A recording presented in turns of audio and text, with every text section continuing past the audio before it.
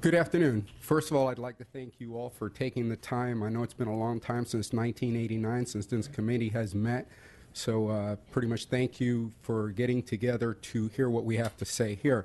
As to the motion on hand, let me say that anything short, and I laud you, Ms. Worley, for your courage and your determination in saying that this should be denied.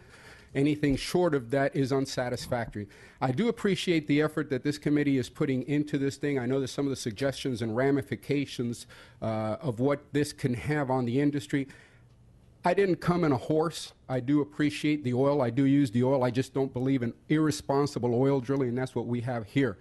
To some of the points that you all have brought up, I will say to this, Mr. Elting, you made the recommendation of $1 million fine, and everybody thought that was good except for the gentleman, Micah, who's representing the industry. I can say that I have a $1 million policy in my home in case my dog bites somebody. I don't believe that $1 million is going to go very far when you have health, welfare, and well-being of the residents of the community. When you have the health, welfare, and well-being of the environment, you cannot fix that with $1 million, even if you were to do it per well. That's no questions about that. I have a very close family member, my wife exactly, that went through breast cancer a few years ago, and I know that the out-of-pocket, even with the insurance, was huge on that.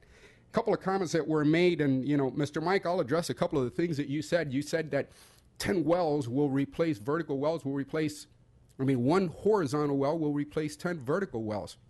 Sounds good in numbers. I know that there was, Mark Twain was quoted as saying, although there was a British statesman, Benjamin Disraeli, that said that there's three kinds of lies: lies, damned lies, and statistics. And I'll tell you that that's a good one. Being the fact that those 10 wells are not injecting anything back into the ground, they are also not causing the pollution of the horizontal. It doesn't matter to me if they replace 30. It's bad business, no matter how you look at it there. There are several other things that we've discussed here. When you're talking about the contingency plans, and I'm sorry, I'm getting a little frustrated. This has been going on for so long now. I appreciate the concern that you have with the residents of the area. I appreciate the fact that you're concerned about the bus schedules, but I know that at every turn, anything that you make short of denying this permit is going to be interfered with by the industry representative. He's concerned about the fact of putting any teeth into anything that this has that would limit the hours of operation. We know that if there's a dollar going on, they've said that they're going to operate 24 hours a day, 7 days a week. So to say, well, we'd like you to cut back and don't do it between the hours of 10 and 7 in the morning. By my rationale, that means that would add 33% more time to their drilling and additional cost. They're not going to accept that. They're not going to adhere to that. That makes no sense at all. I appreciate you saying it, but it's not going to do anything at all whatsoever. There's, you know, and then I hear things like, as far as the safety, and I think I heard you say, Mr. Micah, that Dan Summers, is that correct, that he'd approached you or the industry to talk about the emergency preparedness here? Does that sound about correct? Because I know that when Dan Summers came here, and I don't know, I don't see our commissioner here anymore, but in this same commission chambers, Dan Summers, who's the Director of Emergency Management for Collier County, after being tasked by the Collier County Commission to go ahead and figure out a way to keep the citizens safe, he came back and said, we can't. Collier County does not have the resources, the personnel, or the training to be able to keep anyone safe, especially in an area where you have one, you all know that, you've been out there, 2-lane road. That's all it is.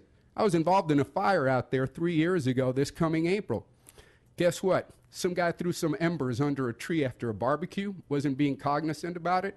He was drinking, of course. Fire started. 70 acres burnt, 2.5 of the ones that I live on. Took 14 fire departments to try to put it under control. In the end, what they did, we have no fire hydrants. There's helicopters and planes that swoop down, go into that canal. The one that it's all going to drain to, by the way. The poisons that you're going to be extracting. And they just let it burn. 14 departments from different communities came out to work the fire. Now, when we look at, we had a professional, a person who is in charge with public safety, come out and say, these people will not be able to react accordingly to any emergency that you have. The Dan A. Hughes emergency response plan there in 3 times in bold letters in black, higher font, says, do not panic to their people when going about this. Do not panic. Do not panic. They had to repeat it over and over again. We had an emergency expert come out and say, they're going to panic no matter what. When things happen, I know when the fire came to my house, I thought I was prepared. I wasn't. Deny it or pass it. Nothing else in between will do. Thank you very much. I'm Joe Mule, President of Preserve Our Paradise. Thank you for your consideration. Thank you, Mr. Millay.